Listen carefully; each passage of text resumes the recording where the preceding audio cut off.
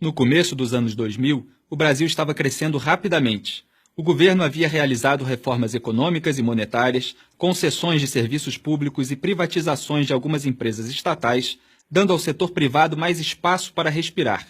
A inflação, um problema crônico no Brasil, foi drasticamente reduzida. Investidores estrangeiros entraram no país, ansiosos para pegar uma parte da nossa economia em expansão. O futuro econômico parecia promissor.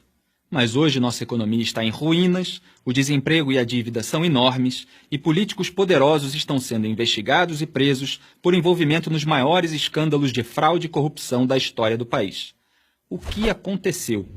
Em 2002, um político socialista chamado Lula da Silva concorreu à presidência. Ele era um socialista, mas posou como um tipo moderno e legal de socialista. Ele seria o político que acabaria com as divisões nacionais e uniria a todos. Ele até tinha um apelido, Lulinha, Paz e Amor.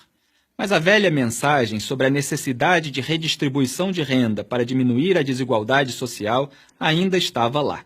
A mídia, a elite acadêmica e celebridades garantiram aos brasileiros que, distribuindo dinheiro dos ricos aos pobres, os pobres poderiam finalmente ficar mais ricos. Mas os únicos que realmente ficaram ricos foram Lula e seus amigos empresários e políticos. Isto só piorou com a sua sucessora, Dilma Rousseff. Os socialistas aumentaram os gastos do governo, o déficit e a dívida. Eles chamaram isso de estímulo. Eles aumentaram o salário mínimo e os benefícios de programas sociais. Eles chamaram isso de justiça social. Eles aumentaram os salários e os benefícios de aposentadoria do funcionalismo público. Eles chamaram isso de investir no futuro. Eles criaram e distribuíram milhares de cargos no governo e nas estatais como favores a seus aliados políticos. E eles chamaram isso de governabilidade. Isto funcionou por algum tempo. O socialismo sempre funciona no começo. Mas os gastos do governo continuaram aumentando e o paraíso socialista desmoronou, levando junto a economia.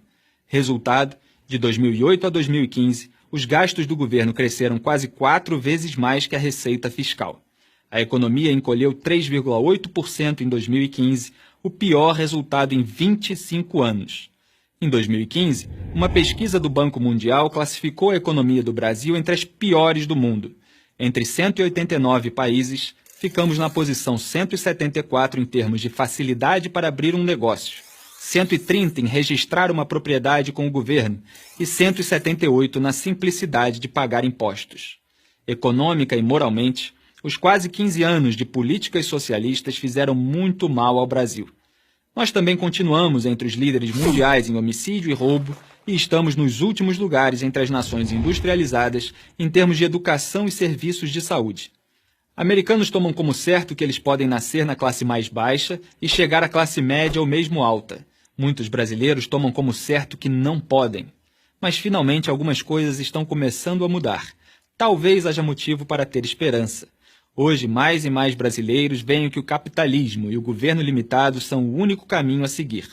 Felizmente para o Brasil, tribunais federais tornaram Lula réu em vários processos por corrupção, participação em organização criminosa, tráfico de influência, lavagem de dinheiro e obstrução da justiça.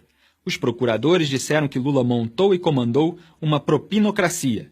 Dilma, que herdou esta propinocracia, sofreu impeachment anos depois por falsificar as contas do governo e usar ilegalmente dinheiro de bancos estatais para financiá-lo. Esta crise levou o novo governo a congelar os gastos federais, reduzir o papel do governo em empresas estatais e incentivar parte do enorme quadro de funcionários delas a pedir demissão. Ninguém sabe se essas medidas básicas serão suficientes para resgatar o Brasil economicamente.